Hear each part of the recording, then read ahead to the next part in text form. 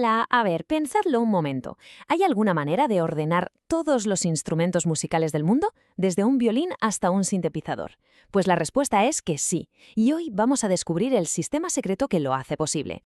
Venga, vamos a meternos en faena con una pregunta que parece muy simple, pero que en realidad pone patas arriba todo lo que creemos saber sobre cómo se agrupan los instrumentos. Y aquí empieza el lío. Porque, a ver, por un lado, tiene cuerdas, y esas cuerdas vibran para crear el sonido. Lógico, pero por otro lado, para que suenen, unos martillos las golpean, y eso es percusión. Entonces, ¿en qué quedamos? ¿Dónde lo metemos? Lo normal es pensar en las familias de la orquesta de toda la vida. Cuerda, viento y percusión. Un sistema que está bien, claro, pero que hace aguas enseguida. ¿Qué hacemos con el piano? Y con una guitarra eléctrica. ¿Y un sintetizador, que no tiene ni cuerdas, ni aire, ni nada que golpear? El método tradicional, vamos, que se queda cortísimo. Y ojo, que esta confusión no es de ahora, ¿eh? De hecho, hace más de un siglo se convirtió en un problema gigantesco para los expertos, tanto que provocó el nacimiento de una ciencia completamente nueva. Y esa ciencia es la organología. Suena un poco serio, pero es fascinante. No va solo de ponerles nombres a los instrumentos, sino de entender de dónde vienen, cómo están hechos y, lo más importante para nosotros, cómo podemos clasificarlos de una forma que tenga sentido en todo el mundo. Para entender la necesidad hay que viajar un poco en el tiempo. A finales del siglo XIX, con el colonialismo, los museos europeos se empezaron a llenar de instrumentos exóticos de África, de Asia, de América. Y claro, los sistemas que tenían para clasificarlos se quedaron obsoletos, no daban abasto. Hacía falta algo nuevo. Y la solución definitiva llegó en 1914. Es que imaginaos el caos que tenían los conservadores de los museos. Se encontraban con homónimos, instrumentos totalmente distintos que se llamaban igual. Por ejemplo, la palabra gaita, que lo mismo te vale para una gaita gallega que para un instrumento de odre del norte de África. Y al revés, los heterónimos, un mismo instrumento con 1000 nombres distintos. Como la guimbarda, que también se conoce como arpa de boca, trompe, un cacao. ¿Y entonces cómo se solucionó todo este embrollo? Pues como suele pasar, con una idea brillante. Una idea súper simple, de dos académicos que lo cambiaron todo. Sus nombres eran Erich Moritz von Holmorsel y Kurt Sachs, y su momento de genialidad fue darse cuenta de que todo el mundo se estaba haciendo la pregunta incorrecta. La clave no era cómo se toca el instrumento, si se sopla, se rasga o se golpea. La verdadera pregunta, la que lo ordena todo, es ¿qué es lo que vibra para producir el sonido? Este pequeño cambio de perspectiva lo revolucionó absolutamente todo. Y a partir de esa única idea, de repente todo encajó. De ahí nacieron 5 grandes familias sonoras elegantísimas, que sirven para clasificar cualquier instrumento del mundo, da igual de dónde venga o cómo se toque. La primera familia, los idiófonos. La palabra viene del griego idios, que significa propio. Y es que es justo eso. Aquí el sonido se produce porque el propio cuerpo del instrumento vibra. El instrumento entero es la fuente del sonido. Y lo increíble es la cantidad de cosas que entran aquí.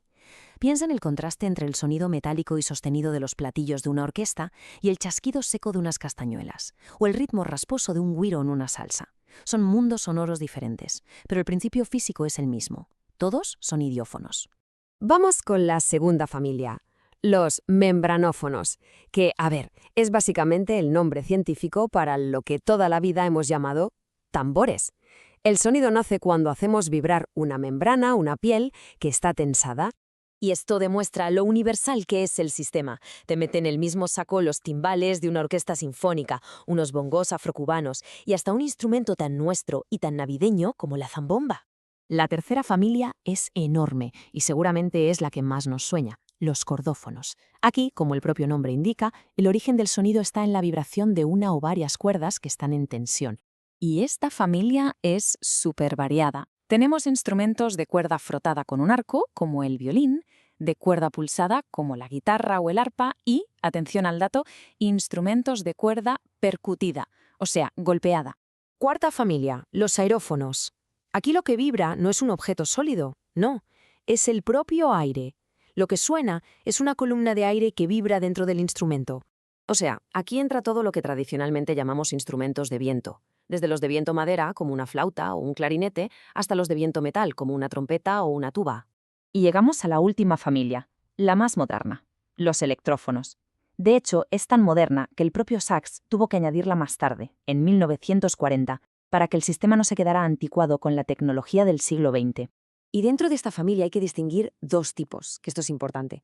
Por un lado están los que cogen un sonido acústico que ya existe y simplemente lo amplifican, como una guitarra eléctrica. Y por otro, los que generan el sonido desde cero, usando circuitos electrónicos, como un sintetizador o un theremin. Muy bien. Ahora que tenemos las 5 familias, que ya lo tenemos todo bien ordenado, podemos volver al principio, a nuestro rompecabezas inicial y por fin resolverlo.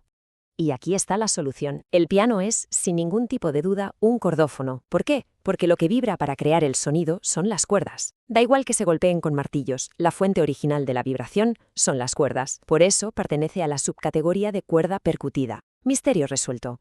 Y al final, tener un sistema como este no es solo para poner etiquetas. Nos da un lenguaje común para entender y apreciar la increíble creatividad musical de la humanidad en todo el planeta. Nos permite hablar en los mismos términos de un arpa paraguaya, de un sitar de la India o de un violín de orquesta. Claro que todo esto nos deja con una pregunta flotando en el aire. La tecnología sigue avanzando, creando maneras de generar sonido que ni Hornbostel ni Sachs hubieran podido imaginar. Así que la pregunta es, ¿cuál será la sexta familia sonora del futuro?